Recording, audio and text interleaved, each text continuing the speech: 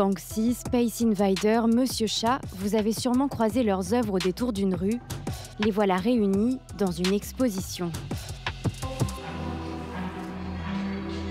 4000 mètres carrés d'anciens bureaux au cœur de la Défense, à Paris, recouverts de graffitis, du sol au plafond.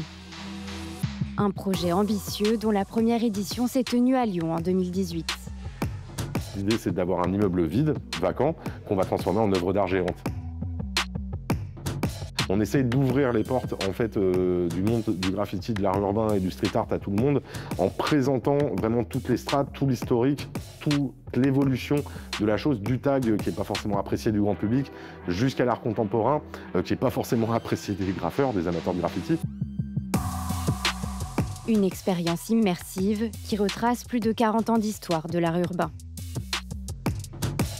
Il y a ce côté assez labyrinthique que j'adore. Ça fait un peu lieu abandonné avec plein de graffitis partout, même par terre et tout.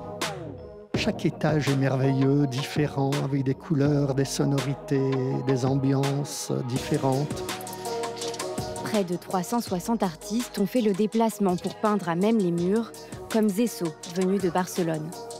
Beaucoup ont vécu les débuts du street art. Chuck Too en est l'un des pionniers dans les années 90. Son œuvre rend hommage à cet âge d'or du graffiti vandal. The Cobra Power, donc ça c'est le gang, quoi. Voilà, TCP, Cobra Power. Ancien membre du gang des Black Dragons à Nanterre, en banlieue parisienne, il a pris la tête d'un des plus grands collectifs de hip-hop d'Île-de-France. Des gangs, en fait j'en suis venu à rencontrer d'autres graffeurs, d'autres taggers, qui m'a un peu extirpé de tout ce côté violent, et ça m'a fait une sorte de thérapie. L'acte en lui-même, il a été aussi poussé par un vouloir de briller un peu, de sortir un peu de son ghetto et de se faire connaître. Et il y avait ce côté un peu magique du début.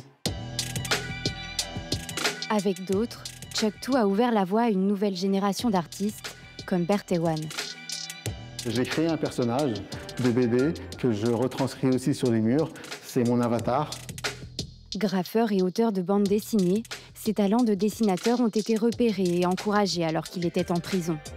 Depuis, il organise lui aussi des ateliers auprès de détenus et dans des écoles. Moi qui suis passé par la prison, qui suis passé par les zones populaires, les quartiers difficiles, le fait de le passer tout ça en fait par le biais artistique, par les dessins, ça m'a permis d'avancer. J'avais envie de donner en fait cette chance aux plus jeunes dans les quartiers qui eux aussi sont des diamants bruts en fait.